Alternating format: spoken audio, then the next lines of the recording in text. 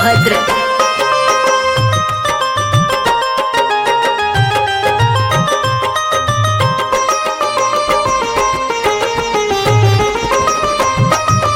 लिप पोती के घरवा अंगना कोई दिहनी तैयार। लिप पोती के घरवा अंगना कोई दिहनी तैयार। ए जी सुनी ना, ए जी सुनी ना, दौरा किने जाई बाजार। ए जी सुनी ना, दौरा किने जाई बाजार। लिप पोती के घरवा अंगना कोई दिहनी तैयार। लिप पोती के घरवा अंगना कोई दिहनी तैयार। ए जी सुनी ना, ए जी सुनी ना, दौरा किने जाई बाजार। ए जी सुनी ना, दौरा किने जाई बाजार। ए जी सुनी ना, दौरा किने जाई बाजार।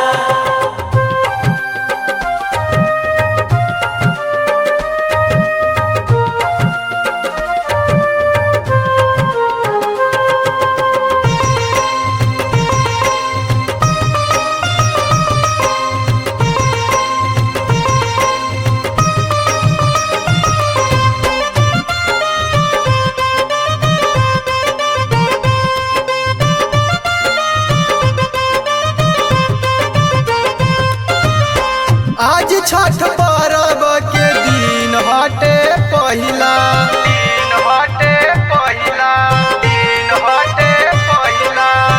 पहिला बेर भूखल बानी यही से ता कहिला, यही से ता कहिला, यही से ता कहिला। आज छठ पर्व के दिन हटे पहिला।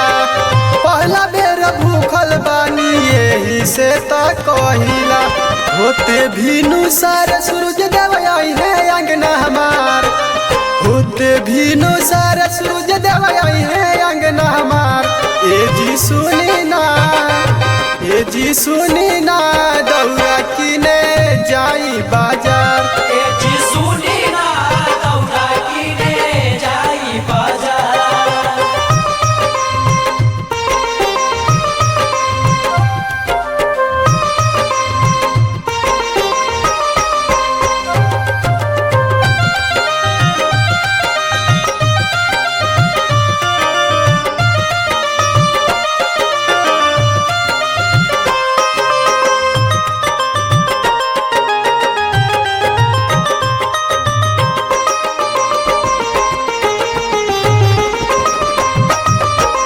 रास्ते में पड़ेला तुहरा के घर हो, तुहरा के घर हो, तुहरा के घर हो।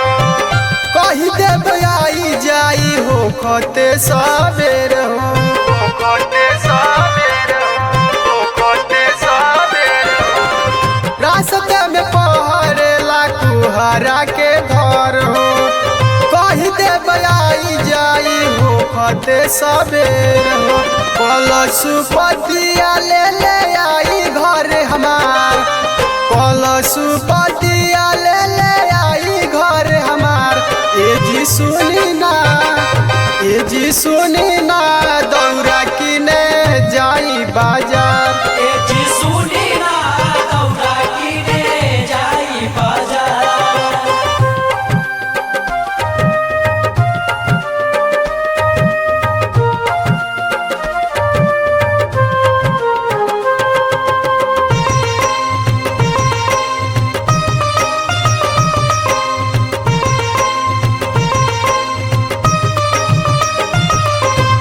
Surya recording studio रावस्टगंज Sonbhadra.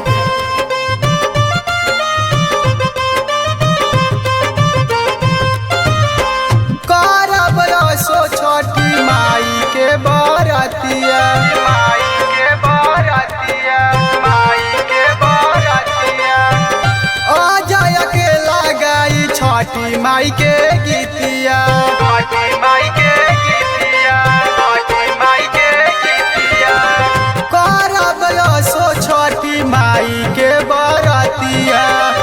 अजय के लगाई छठी माई के गीतिया। और घदे हब हम होके बिनु सा